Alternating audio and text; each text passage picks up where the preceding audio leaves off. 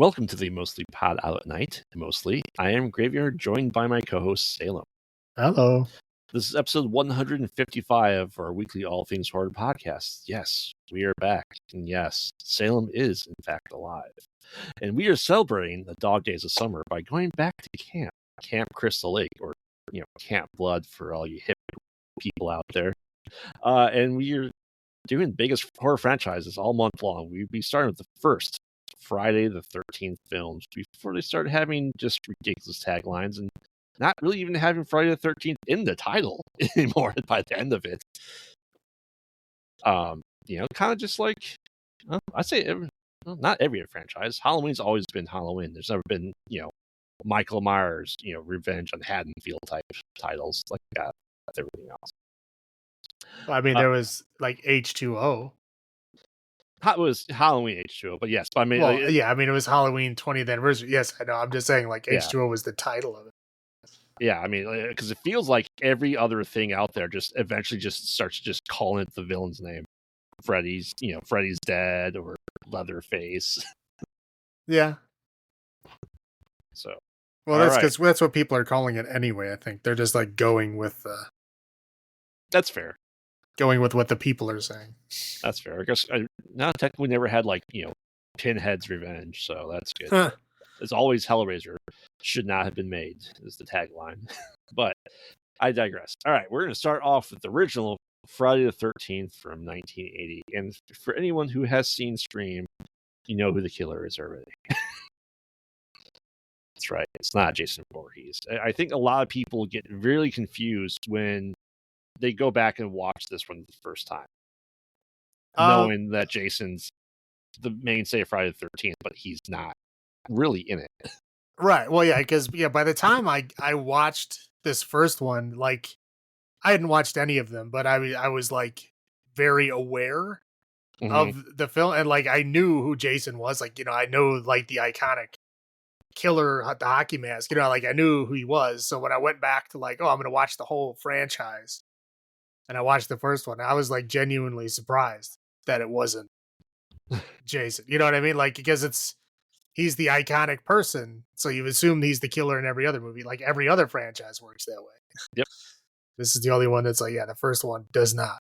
Correct. And the second one to a degree, because he doesn't have his iconic mask on. Correct. We really don't get Jason until the third one. And like halfway through the third one. Correct. But anyway, we start off in 1958 at Camp Crystal Lake as counselors coming back from just sitting around the fire and singing songs. Apparently that's what you do at camp. In 1958, yeah. That's all you can do. Yourself, but they sneak off to go have sex, where they are just, killed. Cool.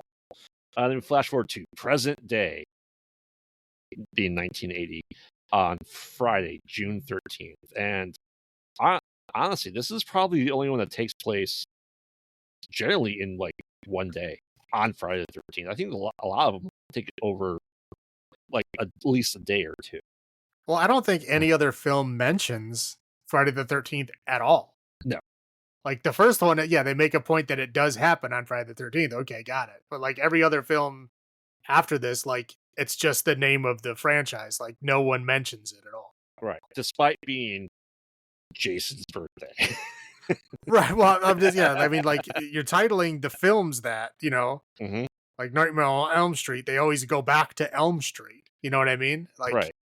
Like Halloween takes place on Halloween. Yeah, almost. I think all of them happen on or around Halloween. Mm-hmm. Yeah, so it's like every other franchise, like, Hellraiser is like he always comes out of hell, right? So, like all these other franchises, like their title means something. Like this one, the title means something in the first film, but it does not for the rest of them. It's Correct. Just then the title of the franchise. Correct. And we're saying all this stuff because, let's face it, these stories are just about the kills, and substance doesn't really matter in this franchise. Well, yeah, there isn't any. I mean, I don't think we get to like the wacky stories until like the next group of these. Correct. But essentially, we are meeting, a counselor as she's getting there, because they're going to be opening up this Camp Crystal Lake after, since 1958, after everything happened. So it's been 22 years since the events. And we meet this woman as she's traveling there. She gets a truck driver. We get to meet Ralph, who's like, "You're doomed, doomed." Justice for Ralph. And Yeah, who gets murdered in the second one, just exactly. like stupid. Unceremoniously, yeah. Yeah. Anyway, all that's going on there. She gets picked up by someone else along the rest of the way. We don't see who it is. We don't see who the killer is until very end of the movie, but just about. And she's chased through and killed. We get to meet the owner, who's kind of like say, "Hey, this is everything we're doing here," and building it back up. And here's all the counselors that have to fix everything. Blah blah blah. We have Alice, who is our final girl in this, and the only other person of note really in this movie is, of course, Kevin Bacon. And just because it's Kevin Bacon, like, I mean, he gets killed off fairly quickly, but Yeah, the fact that it is Kevin Bacon, yes. Yeah, so there's about maybe I'd say 7 counselors that help him build up, and Steve, the owner. And well, yeah, we're just kind of get multiple kills through all of it, and as we hear stuff, coming and going, storm comes in, generator turns on, off, blah blah blah blah blah. Anyway, we have the classic thing of Alice trying to figure out like, oh, I found dead people. Oh no. And they start popping out of random ass places, and she starts hiding. And then she finally sees a car pull up. And oh, who we get out? Well, it's Pamela Voorhees, Jason's mother. And yeah, she seems nice at first, but then she starts going in Jason's voice pose like, "Kill her, mommy, kill her." And she's just getting revenge for the camp reopening after 20 years because counselors let her son drown while she was working at the camp as well. She could have had a not swing, well, at that point in time. But she didn't want to say what was wrong with Jason. He's just not a very good swimmer. And then we just get like a third act, really, I'd say piss poor fight between Pamela Voorhees and Alice. Lots of slapping and grunts and just barely touching each other. Eventually to the point where they're going to have it, and then we get the the ending that we always have to have is like the slow motion kill. Alice eventually, after finding Pam Voorhees, gets a machete and just lops off her head while she just stands there and screams. Not even raise her arms to defend herself. And then what do you do after everyone's been murdered? Well, just go hide out in the boat on the lake. Wake up, and oh no, there is Jason coming out from the bottom of the lake to drag you down. Oh wait, no, sorry, that was just a dream. Now you're in the hospital, and there's no boy in the lake. But she's like, but he's still there. That's the movie. Yeah, a that's couple people, literally it. Kevin Bacon gets an arrow through the neck, which I will say is pretty good looking. A couple people are just shot to death with archery range. We don't necessarily see everyone getting killed. The owner, he gets stabbed slightly off screen. He just has a gut reaction to it. And yeah, that's about it. Lots of bodies afterwards, but not actually seen the process. Yeah, it's like, yeah, they like the camera like zooms in on somebody and they go like, ah, and then it just cuts away. Yep. And then they'll find the body later, but we don't see it happen. Yep. Yeah, that's the first Friday the 13th. My man, could I tell you the first time I saw this movie? No. Would I say it was probably some late night TV version of it? Yes. That's probably the first time I saw Friday the 13th at some point in the 90s. And by the time I really got to this franchise, it was done when I went back to rewatch it. Yeah, I mean, I had known about because most of these franchises I knew about them. Mm-hmm. I just didn't really have any desire to watch them. Like I remember in the horror section, the movie in the upper left corner, because I would always just walk past that aisle usually. But the upper left corner was the iconic hockey mask with the knife through the eye with the blood, which is the 4th one, I think. Yeah, that was I saw that box, that VHS box, like a bazillion times, but I never rented any of them. That's even the cover in the video game Friday the 13th is that image. Right. Yeah. So I saw that image a million times. I knew all about Jason, but I didn't really care. But I was like that for almost all of the franchises too. I mean, like Nightmare on Elm Street, I had seen a couple of them, but I didn't watch all of them. I'd seen a couple of them because they were on, HBO or something, but it wasn't like I didn't watch all the franchises. I didn't go back and watch all the franchises for years. It was years later. It was maybe like mid 90s. That's why I was probably like 96, 97. Yeah, it was like mid 90s when I was like, okay, I'm going to go back and watch like every one of these franchises because I had a bunch of friends who were like super into horror movies and they were constantly trying to talk to me about it. Mm-hmm. And it's like, I've never seen it. I don't know. I've never seen it. Stop asking. So like, I finally just went and watched all of them. I did like Friday the 13th. I did Nightmare on Elm Street. I did Hellraiser. I did Texas Chainsaw. I did, and I think I started Leprechaun, and I think that's when I stopped because I was like, I mean, Leprechaun was "Dear God." only like 2 in at that point in time. I said the major ones were essentially dead by like mid 90s. Yeah, yeah. It was like, yeah, they all got really old, and I was like, ugh, and I would just move on to the next one. So I honestly don't know which ones I've seen and which ones I have. These three I've definitely seen before. I'm pretty sure I've seen some of the other ones because I remember the one that Crispin Glover's in. That's the next one. That's Yeah, number that's 4. the fourth Yeah. one, but I don't know. Honestly, I don't know how far I got into it before I stopped. We'll find out, because it's one of those things I don't really care. I don't rewatch them. This is like from the mid '90s is the last time I actually watched these. So, um, yeah, I mean, like I said, I personally rewatch these probably once a year or once every other year. yeah, I know you rewatch them all the time. Oh, yeah. I don't bother.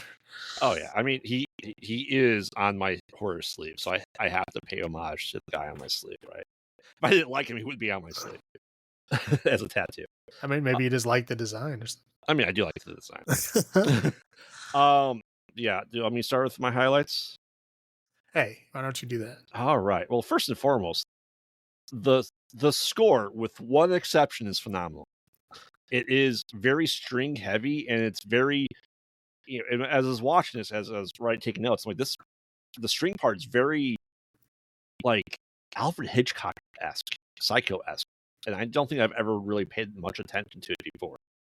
Well, I mean, this is still like a budding era, like a budding genre at this time, right? Mm-hmm. So, like, yeah, the soundtracks were still finding themselves. I mean, Yeah. like as we got to later in the '80s and stuff, it became kind of formulaic, right? The jump yeah. scare music and stuff like that. But Yeah. at this point in time, it's still a pretty new thing. Mm-hmm. So, like, yeah, people are figuring out where it goes. But yeah, I literally have score on mine too. Yeah. I mean, this is With we get exception of the. Go ahead. the banjo rock, Oh, but yeah, but we get the whole like yeah, all right that off the stuff, bat. right? So it's like that's iconic stuff. I mean, I think that continues. Well, at least it does for a while. Oh yeah, it does. And I know with that, we're talking about score and stuff like that. That is, a lot of people are saying that it's kill kill kill ma ma ma, and I don't know if anyone's actually ever come out and said that they created this movie and the score. I'm pretty sure that's bullshit. It's just I agree. It's just Yeah, that's all it is. yeah. I don't think anybody's saying anything. And this is one of Tom Savini's earliest works. That wasn't Romero. Well, yeah, I was gonna say like he did a lot of work with Romero. He had starred in Dawn of the Dead, But he was very fresh in Dawn of the Dead. correct? And this is only like his third or fourth one. Well, I think this is the movie where he really cut his teeth on his own. It is, and it shows like his blood is the Savini blood formula almost at this point in time. And I said, I also put that like, with Tom Savini, the kills that we do see look great. I think even the bodies that we see look great for the prosthetic work and the makeup work he did on them. And I really appreciate it. And I honestly think the Kevin Bacon death scene of the arrowhead through the neck, through the bottom, looks great still. Yeah, it's still one of those scenes you're looking at like, how the fuck did they do that? Like, yeah, I watched something on how they did that. Yeah, like, does he like underneath it and just sticking his head up, and then it's like a fake body? Like, I was like, assuming that's how they did it, but again, it's that good of a thing where you're looking at it like, how is that happening? Because that's really his head. Yep. Yeah. But I said that's also why it's Kevin Bacon's memorable for the series, because he has I think, the best on-screen death in this movie. Oh yeah, one of the few that you actually see, right? Correct. Like I said, everyone's just reaction. And I just have to laugh every time I see the slap fight at the end of this movie. It's so out of place, and the movie slows down so much. Well, because it's like, yeah, you take like two people who are clearly like don't understand how fights work, Yeah. and then the director's just like, okay, attack each other, and they don't know what that means, Mhm. so they're just rolling around. Yeah, that's essentially what happened. That's a slap fight. But those are my highlights. How about yours? Yeah, a lot of the same stuff. Again, Tom Savini, like I said, he's just cutting his teeth on this movie. Like this is, I think, where he really made his name for himself on his own. Mhm. Because he was a known quantity by then, but he was primarily working with Romero. Like they were partnered together, and Romero Right. obviously had a bigger name at the time. Mhm. But I think this is the one where he really made his own name, put his own mark on it, which is cool. The bacon, of course. The score we already talked about. Now, I mean, again, this is an iconic film, right? And it is kind of raw for the time period. I mean, yeah, they don't show a lot of the kills and stuff, but again, this is 1980. This is the Mhm. very beginnings of this genre. So I think they're not really taking careful steps. There is a lot of murder and blood, but they're not. They're just trying not to get to that like rated X level that I think people were still like worried about at that time, because the what is it, the MPAA was still like threatening to put X on super violent stuff. Mhm. So I think they were just kind of cautiously um, doing that. And I think it may have actually been rated X, and then they had to change stuff to get it to an R. That also happens, like I said, later on, like 1986 one. Right. It Yeah. gets It happened a heavily lot censored. around this time period. So again, that might be why they did that. I don't think they Mhm. did it on purpose. I think they did that to kind of like you soften the blow to like to get a rated R, and so they don't have to worry about that X rating. Right. Because obviously X rating, limits what you can do and your audience and all that. So um that, and again, like the twist is, I mean, now everybody fucking knows the twist, right?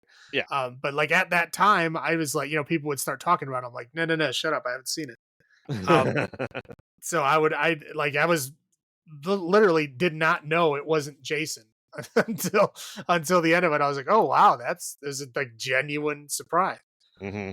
But yeah, it was good. I mean, I guess I can go to my low point. That's all for my high points. I guess I go to Yeah. my low points now. Is I really think they kind of ruined their own canon right in the beginning, right? Mhm. Because like Jason, at the very end of this film, he like whatever, he's like a ghost zombie that comes out of the lake. But the next film, he's like very much alive and had been alive the whole time. The whole time, yes, they make comment of that, like, "Oh, he's a fully grown man now. We think he's alive," and saw his mom die. Right. But like the mom was talking to herself Yeah. in his voice. Yep. So like if he was alive and existed, why is she upset that people let her son die? That means this challenged individual stayed in the forest for 22 years on his Right. own, let his mom think he's dead. Right. Yeah. It's very confusing, and it's like it breaks its own canon, like in the first fucking film. I mean, the first film is good on its own, Mhm. but going into the very end of the ghost coming out of the lake, which is bizarre. But then in the second one, they try to say, oh, that was the Jason. But it's like, okay, that was clearly a child, Mhm. like, or a young adolescent boy. And now in the second film, he's like, whatever, 30 or 40 years old or whatever the hell he is. Right. It just, yeah, it just breaks its own canon in the first film of the franchise. So it's like, it's already going like, it's not going to hold canon up, the rest of this. It doesn't, kind of get there. Okay, so low points. We'll see. The camp sing along was fucking terrible. Mhm. Did not like that. Like she got that ride from that trucker. That trucker was like basically sexually assaulting her. I mean, he Like, did have his hands on her ass to help her get into the right? car. I'm just like, how the fuck is that okay? But I guess this is 1980. I guess. or it was like, I guess, more accepted back then. But yeah, that dude was like very handsy. I'm like, Hmm. what the fuck? And she's just giggling like nothing's happening. I guess again, she probably did it for safety's sake back then, but I'm just like, what the fuck? Like, why is that in the movie? Because he doesn't come back. Like, he drops her off and she gets picked up by somebody else, and that's it. And but whatever. Yeah. The acting is straight up terrible in this Yes. film. I know that's not the focus. I know that nobody gives a shit about the acting, but the acting is fucking terrible. Hmm. And who the fuck plays Strip Monopoly? And how the fuck would that work? You know what I I mean? Like, oh, uh-huh. you got to pay rent with your clothes. Like, okay. So, like, if you have Boardwalk with hotels and then somebody else just owns the thing, do they both give up the same amount of clothing for rent? Like, there's got to be like a money, like, to clothes ratio somewhere. I don't know. I was very confused. I'm like, how would this work? I don't think it does. I No. think that's the game they have.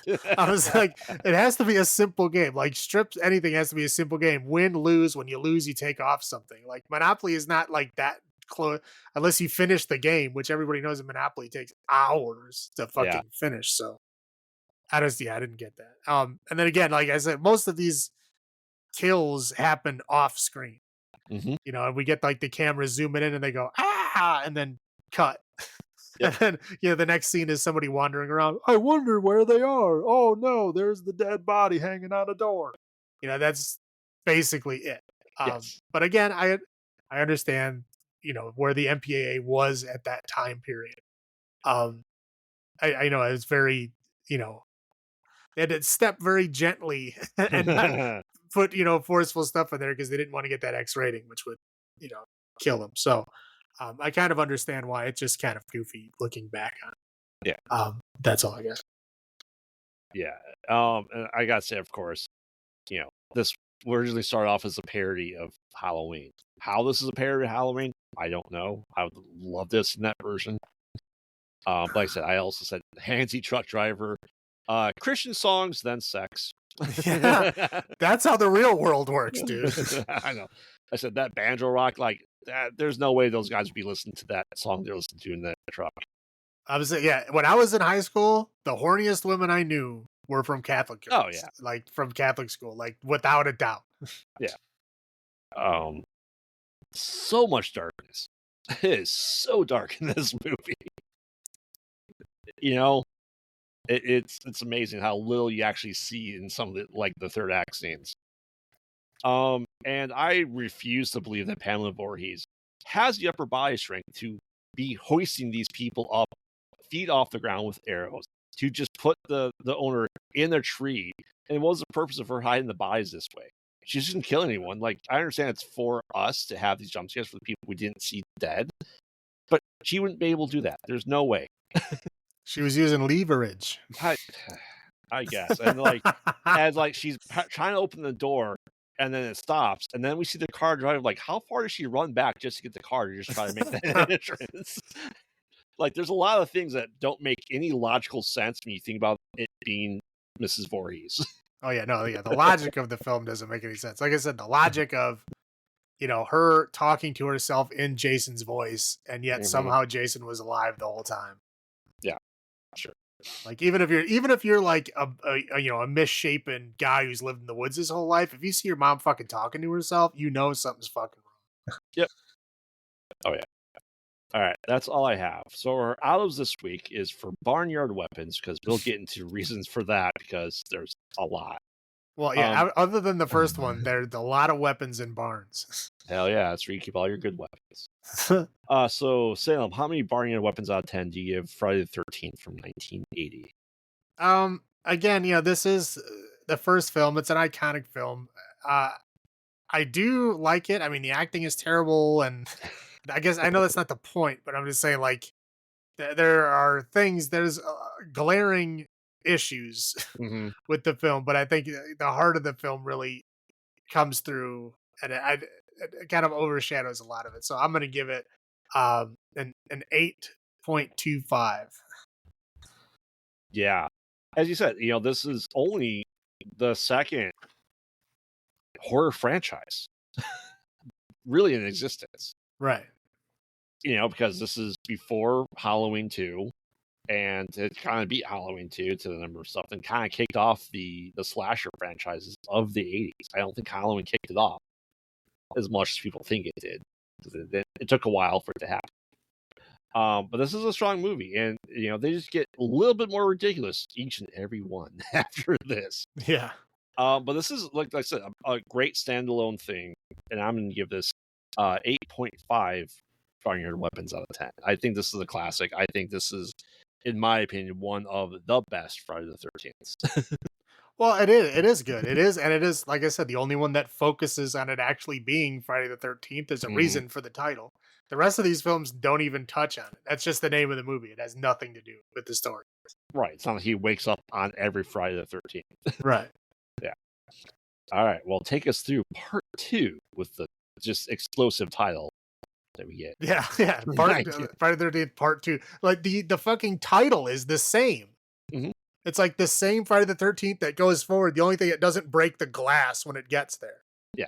That's it. But it's the same title. There's so many reused things in this film. It's like they like cut it together with like the B footage from the first movie, I feel. Oh, they did.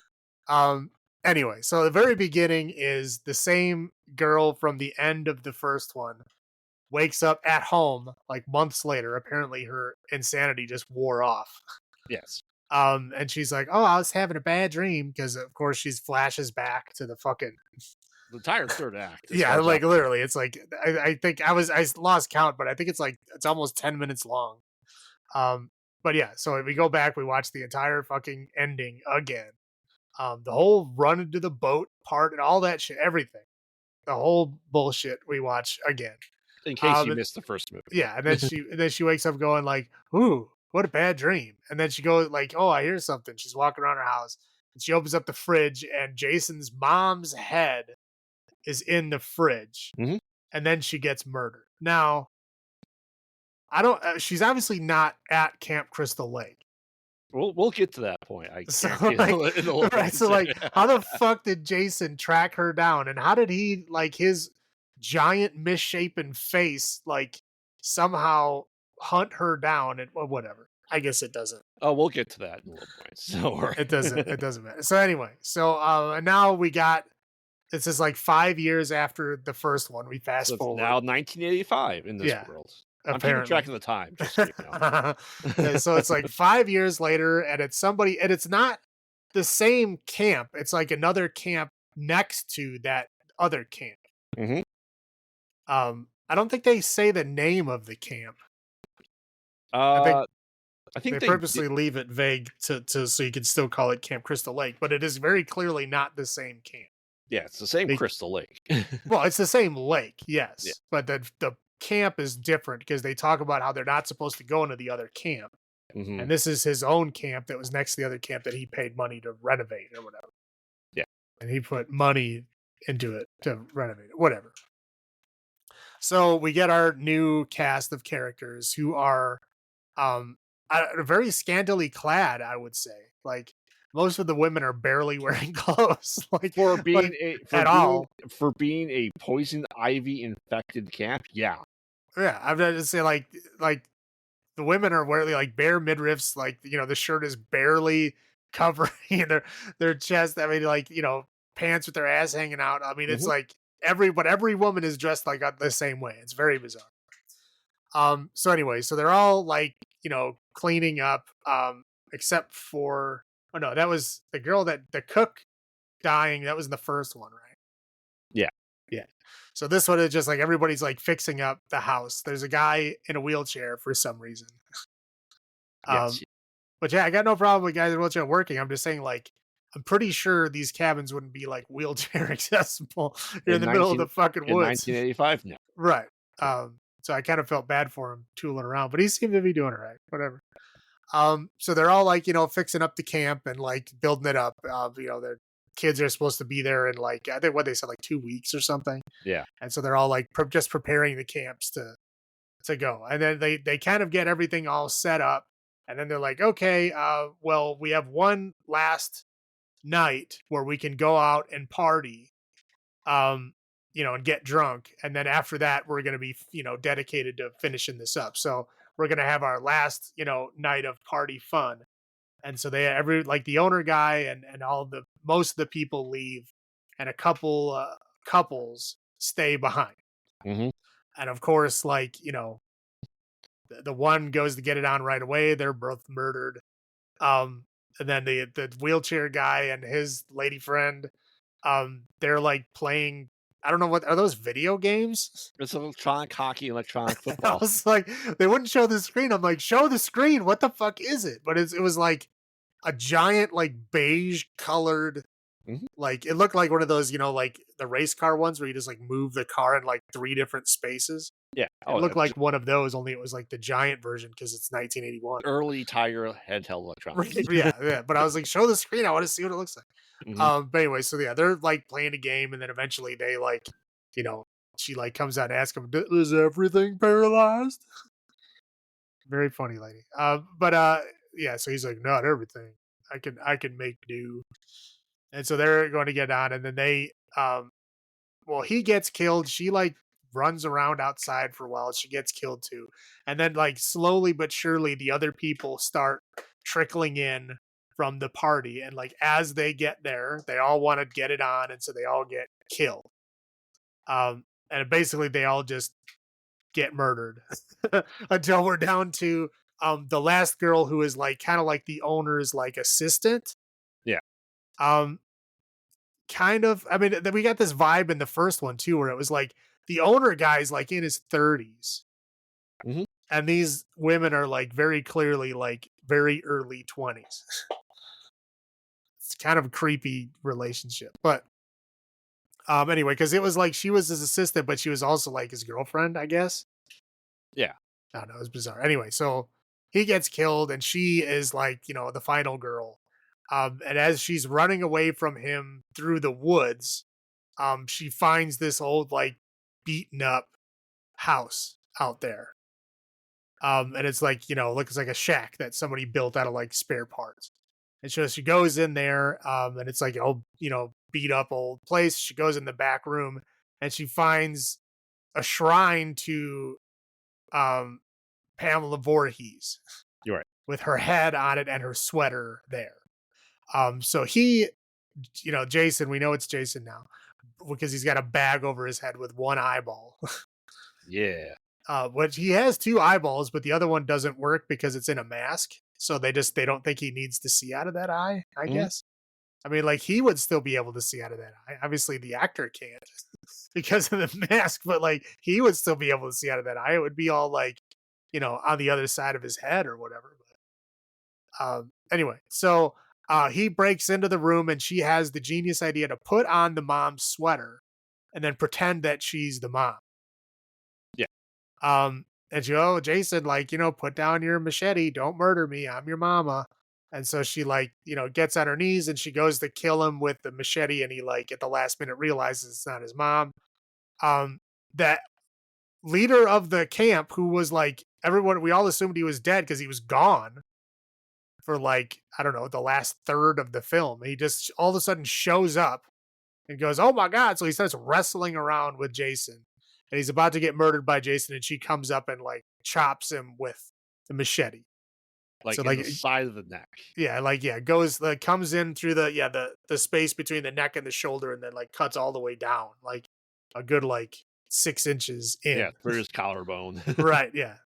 And then he's like, supposedly dead, and then they're all crying, and they like, that's the Well, is it the end though?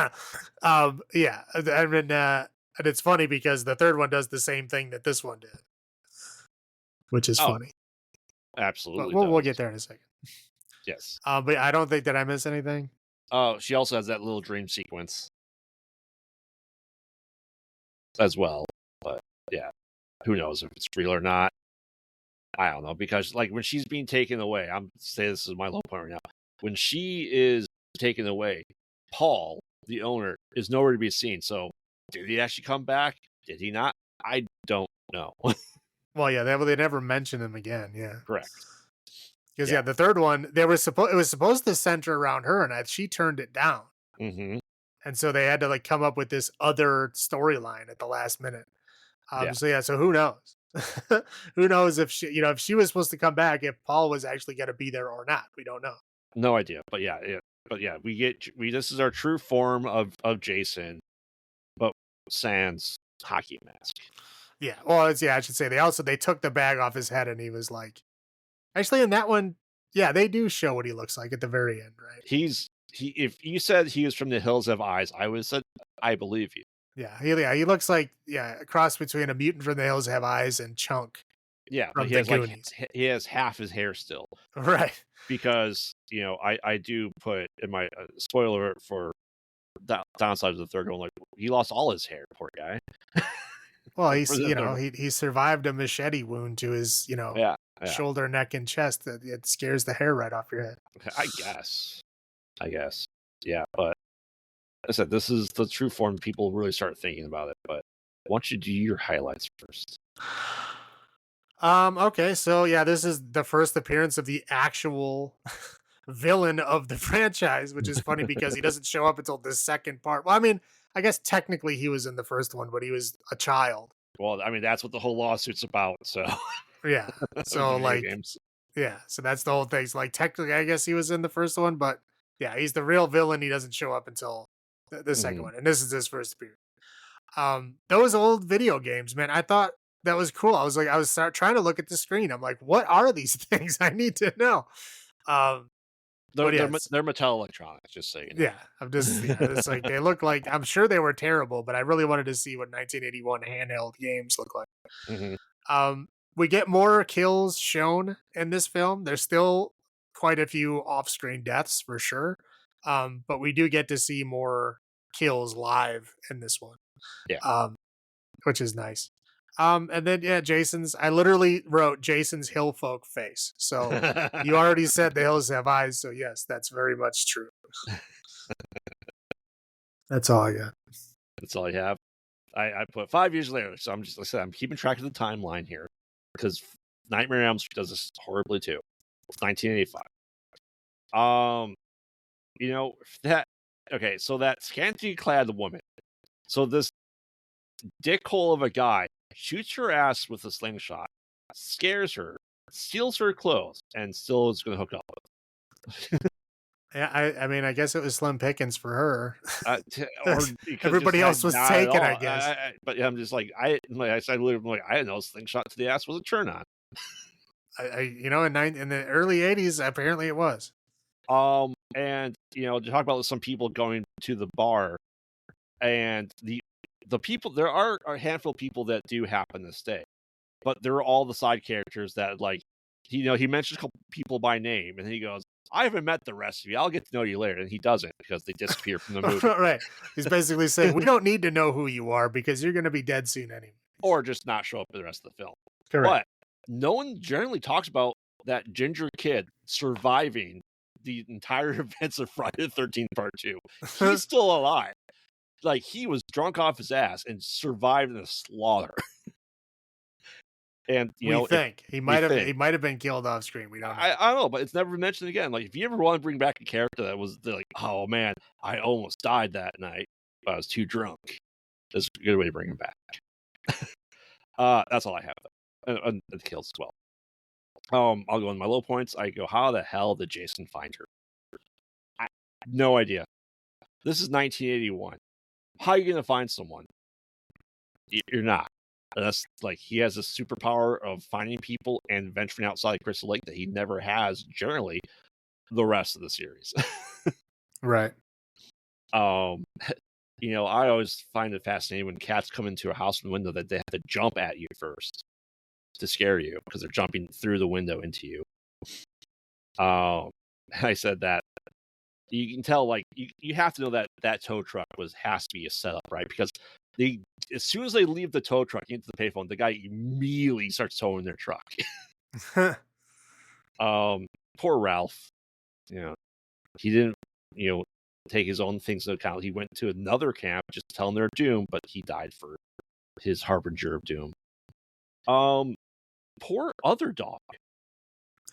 I don't know who the other dog is. You think it's Muffin. It's Well, not. right, it's not, but it very clearly looks like Muffin. Yeah.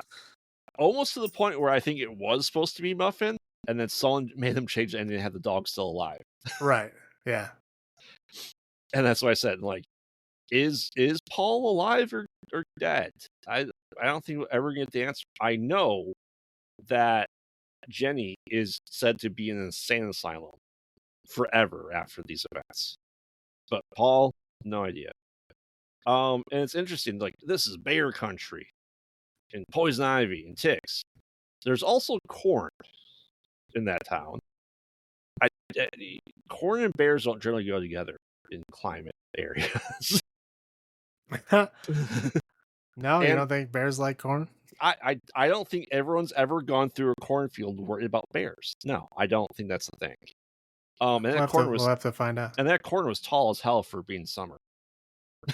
The corn Well, was we don't know when in summer it was. Well, for them talking about, setting up summer camp, yeah, uh-huh. you're probably right, because they had to have been setting it up in the beginning of summer. Yeah. Yeah. So I'm like, someone's clearly shot this film in the fall. And didn't realize that corn is in their picture. That's what I have. How about you? Yeah, I hate when films there's ways to show what happened in the previous film without just straight up showing a fucking flashback. Mm-hmm. I hate when movies do that. They just show you oh, here's what happened in the last film. Let's just take the cut 10 minutes of free time from the first film and just put it in this one. At least it wasn't half the movie like Basket Case. Oh dear God. It's why? Why do you have to and if you are gonna show scenes from it, do quick cuts, man. Mm-hmm. We didn't need to see her running through the forest for minutes at a time. We don't need to see all that. Just give us the highlights, man. Mm-hmm. Yeah, so I hate when there's flashbacks. Again, they brought the actress back and then killed her within the first 2 minutes. And then fast forward 5 years, she has nothing to do with the plot. They never explain how he found her or where she even was. And yet she's coming back for the prequel TV show. Weird. Of course. Okay. And I would say everybody in this film is wearing shorts that are way too short. Yes. Every single character is wearing too short shorts. It's wow. And then every single person, whenever they enter a room, immediately starts changing. Yep. There has to be at least 10 changing scenes in this film. It's constant. Mm-hmm. And yeah, like we said, poor Muffin, but then Muffin's resurrected anyway, because it was very clearly a dead Muffin. Oh yeah, it's like Muffin's like a white Shih Tzu. Right. They showed it a scene of walking up to Jason's leg, and then the next scene is them finding a dead dog. Yep. Yeah, so whatever. Muffin, I guess, is fine. And then again, the mom was schizophrenic, talking to herself, doing Jason's bidding, even though Jason was only a part of her own mind. But Jason was also alive at the time. Mm-hmm. So what the fuck? What are you doing? If Jason is alive and he's back in your little hut shack that you were living in the woods, why are you talking to yourself in his voice? Like I said, I feel like they break their own canon in the first film. Yeah. And especially in this one. Mm-hmm. But yeah, that's what I got. All right. You want me to go first for the olives? Sure. I said this is definitely it's a step down. Like I said, I have to leave wiggle room here for the numbers to get really low as we progress to this franchise. But I will still give this 8 Barnyard Weapons out of 10. And like I said, it's the first foray into Jason Voorhees as we get to know him a little bit more. And it's honestly just an interesting thing to just have a completely different killer for the second movie. And then that stays the rest of the franchise. Right. I understand Scream franchises, the villains die, it's always new people at the end of it. And that's fine because they're people. We don't know what Jason is at this point in time, other than a grown-ass man that somehow survived and hid from his mom for nearly 25 years. But it's interesting that they took this bold choice and then just ran with it. That's why I give it this 8. How about you? Yeah, I'm not gonna go that high. I think it took a big step down. I don't I don't say big step down, but it took a definite step down from the Hmm. first one. I'll go 6. 6. 6 barnyard weapons out of 10. Where it's not bad, but it's definitely going that way. Oh yeah. All right. So we were at 3D in, you know, 1982, and still timeline wise, just like a couple days later. So we're still in 1985 here. And this movie is very 3D, as the titles let you know, as it's 3D in your eyes right away. And we were introduced to this other place they have this house on the lake and a barn, and this woman, is finally coming back to here where this event happened. Spoiler alert, maybe she didn't see Jason Voorhees a couple years ago. We don't know at this point in time. I don't know if it's ever fully explained because she has weird visions, blah blah blah. Anyway, we have probably, I'm gonna say, the second most annoying character in this franchise, Shelley. Wow. I don't know. I might put him up to number 1. You might not remember number 5. So Well, again, so far. We're only doing so so far, far. I'm just saying as a whole because I remember. Um, and they're just a group of friends, and Shelley's just kind of the quote fat guy that's awkward because he's just honestly an asshole to people. Yeah, I was gonna say, like, yeah, it's okay to be fat and awkward, but like he's just a straight up asshole. Like he's an actor, but he really, what he means to say is he's trying to be a special effects person. He's just trying to scare everyone with his special effects. We have two stoner friends that their job is to get stoned. That's their plot of the movie. We have the old flame of the woman that's there, right? Why can't I think of her name right now? Can't remember her name. Is it Lisa? I don't. I'll look it up while I'm talking. And so yeah, she's trying to figure out what all that's going on here, and they have to get supplies. They run into the biker gang, which is there just to get killed in the barn, right? It's Chris. Sorry, Chris, Dana Kimball. And yeah, and we finally start seeing all this stuff, and people start to slowly get murdered. Shelley is wearing a hockey mask and scuba suit, as you do, I guess. And after he gets killed, we finally have Jason Voorhees' mask. Finally, it only took 45 minutes into this movie for him to get his iconic hockey Yeah, I mask. was gonna say he was just barefacing it, like Yeah. the first half of the film, like when he killed the old man and the wife. Mm. He was just barefacing it, and then yeah, the first couple of kills, he was just barefacing it. Yeah, so we're introduced to this couple that owns, I'm putting the grossest grocery store, is he just literally puts his fingers in everything he's trying to sell and lets animals crawl over his produce. So all this is happening. Like I said, we find out that Chris's backstory is that she thought she saw Jason, but her parents never mentioned it. She's like, I was being attacked, and then I blacked out, and I was back in my bed. Everything was okay. I'm like, well, that doesn't sound like Jason Voorhees in the slightest. And then we just a whole bunch of 3D shenanigans. People have to get Well, this is technically before Jason was like a supernatural entity. correct. So maybe he, I assaulted her and she blocked it out or something. Who knows?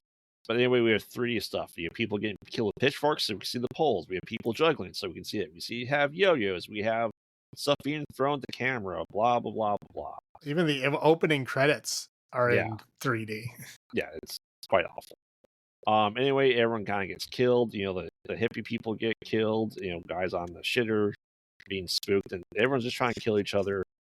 Like I said, and like everyone wants to go to this great barn that exists where all the weapons exist. This is the movie that has all the weapons. Literally anything you can think of, it's in that barn. They show it in great detail as people are walking through it, character by character. Fantastic. The biker gang goes there because Shelley, they take his wallet. He gives him $20. He's like, oh man, I don't like this. And the guy tries to stop him, punches the windows, and he runs over his bike. And yeah, that's a good reason. That's how you get a biker gang after you. He hit the bike first. That's true. And then he punches the window. Accidentally hit the bike. He didn't do it on purpose, but he put the car in reverse, hit the bike, and then the guy got pissed and threw a chain through the window. Yeah. Yeah. And then runs it over, and that's why the biker gang's there, just for more bodies. Yeah, I said just people die, and eventually we end up with Chris versus Jason. Leads him to the world's dangerous barn and hangs him. But guess what? He's still kind of alive and just pulls himself out of being hung, seemingly dead. And she kind of just, tries to hit him with a shovel, and eventually just implants an axe just right into his head, getting the first chip of the hockey mask that is iconic now, the left side of the mask, right? Anyway, all this is happening, and she's like, you know what? I'm going to go onto the boat into this now. I'm going to say Chris looks very much like a swap at this point. Yeah, in this movie. this side of Crystal Lake is the shitty part. It really is. And, while that's happening, all of a sudden, she sees someone in the mask, with, in the window. She's going to come after her. And then, the mom jumps out of the lake just like Jason did. Oh, wait. No. That was all just also a dream, and he's still just dead in the bottom. Or dead, in the barn, seemingly. There, and we show the lake, and everything's okay. End the franchise. Oh, wait. No, No, the next one's the final chapter. correct. That's last. Yeah, that's just about it. 3 shenanigans and kills. And just really annoying caricatures of people. Man, I don't know if I've ever I may have watched this in 3D at one point in time on my 3D TV when I had it, just to see what it looked like, and it does not look any better. Just saying that right now. Does not look any better. No, I've never seen it in 3D. But and I think this is the problem with 3D movies, especially like this, when they didn't really have the 3D technology that we have today. It's very obviously made for 3D, so when you're not watching the 3D, it looks stupid. Yeah, it's like, why is this so close to the screen? Yeah. But yeah, that was just kind of the excuses for everything. But I mean, you agree this just does not hold up as a 3D movie. I think they need to re-release it without the extra pieces in there, because you could really easily take those scenes out for the most part and not change the movie. I don't need a different point of view of them juggling from the top versus watching them juggle. Yeah, but the people will bitch. I know. You can't change a film that's been out for this many years. Yeah. Like I said, but we finally have the hockey mask show. Yay. I'll start with my highlights. Man, when Coca-Cola got a product placement, they weren't expecting the bathroom of this place, were they? Because they had multiple Coca-Cola products in that bathroom. I thought that's pretty funny. Like I said, he gets his mask. That's good. I think the kills are decent when you do get to see them. The guy getting handstand, essentially feels like almost split down in half from the machete through his groin out. It was great seeing Shelley die when he died, because he's annoying as hell. But part of me, and this is kind of why it's interesting, is as soon as the title music starts playing, you start getting disco version of the theme song, which is interesting. It almost feels like it's a parody of the first movie. And I don't know if that's intentional or what, but it feels like a parody of the first movie. I don't know about you. I liked the music. Oh yeah, the opening music. It's ridiculous, but I liked it. Yeah, it's still Harry Manfredi that's still in the music, but yeah, it's just a classic disco take on it. But it's good. I said I think they kept the gore pretty consistent. At least we're not in the 3D world of pink blood that we had in the 2010s. So I'm glad that's still nice red blood. That's what I have. How about you? Yeah, so again, the opening crawl music, it also plays during the credits. I thought it's an interesting song choice for this movie, but I was like, okay, I can get down with this. Mm-hmm. Yeah, I mean, he comes back with the hockey mask. That's good, I guess. It's an iconic thing. And then also she was reading an issue of Fangoria when she was sitting on the couch, which I thought was interesting. And then she got blood all over it. And I was like, man, that thing's probably worth money if it was not got blood all over it. Yeah, that's it for high points. Um, the low points again, another fucking flashback. Yep. Same Like we get style. yeah, we Yeah. get this last 10 minutes of the first movie. And the thing I thought was ridiculous, like, if you're showing a flashback, you don't need to show slow motion in the flashback. Like we already know what happened. We don't need to watch it in slow motion again. And it's like literally they just cut the last 10 minutes of the film. They didn't bother changing anything. It's just there. Like I Hmm. said, the slow mo when she chops him with the machete and all that is still there. Like they didn't Mhm. bother taking it out. It's just fucking lazy. And all these horror sequels do the same shit, and it drives me nuts. Again, the 3D stuff sucked. I don't know if it was good when it was in the theater, but I doubt it. I doubt it as well. Yeah. I mean, the goofy hooligan subplot. Again, I like you said, I think it was just there for a higher body count, but like it's pointless. Like they follow him back to their house, and then instead of going in the house, they go in the barn for some bizarre reason, and then they're all murdered one by one in the barn. Like the barn is not that big. Like you would have seen your friend getting murdered. I don't whatever. It was Yes. just goofy. Um, but yeah, and then Shelley was just a terrible, terrible fucking person. I mean, again, he's like self-deprecating on one hand, and then on the other hand, he's like entitled. Yeah. Because he's like, "Oh yeah, I know I'm fat and I'm a loser and nobody likes me, but like, do you want to kiss me?" She's like, "No." He's like, "Bitch." Yeah. I'm like, dude, what the fuck? Like, she's being nice enough, saying like, "I do like you, not romantically, but I like you as a person. Just stop being a dick." And his answer is like, "Bitch." This is why you're an asshole that has no friends, Shelly. Not because you're fat and awkward. It's because you're an asshole. That's very true. Yeah. And again, this happens not once, but twice in this film. When somebody has taken a shit and they get up without wiping and just put their pants back on. Yep. This is fucking disgusting. It doesn't happen once, it happens fucking twice. And the guy that owns the grocery store really needed a light. Yeah, because like, yeah, it was like they're the squirt sound and everything. It was disgusting. And yeah, he just like gets up, puts his pants on. Mhm. The other guy, the stoner guy in the outhouse, yeah, he just sitting there taking his shit and he's, oh, what was that? Just pulls his pants up, like, hello, people. I don't know if maybe the guy making the film was an alien and doesn't understand what taking a shit is. I don't know. Maybe he's one of those guys that think he's gay if he washes his ass or whatever. I don't know what those fucking people are up to. But Yeah. it was just bothered me. Again, it wasn't just once; it was twice. It's disgusting. Yeah. That's all I got. Yeah. I said gross grocery store. I said 3D. It's just really bad. Shelly. I'm not sure that punching glass is better with a chain on your hand or not. I doubt it. No, he didn't punch the glass. He threw the chain at the glass. It looked like he punched it, but maybe not. Did you ever see Mad Max? Yeah, I have. Yeah, you throw the chain at the window. Yeah. Hammock beds. Hammocks are not fun to sleep in for bed. I don't think I could. I don't. I've been in a hammock. I've never tried to sleep in one. I'm pretty sure I wouldn't be able to. I have slept in one, and it's not fun. You're like enveloped by the hammock, and that just seems awful. Like it seems like this place had money, but here's my old room, and it's a hammock. Cool. Like I said, poor Jason lost all his hair this time. He stopped looking like half mountain man, half sloth.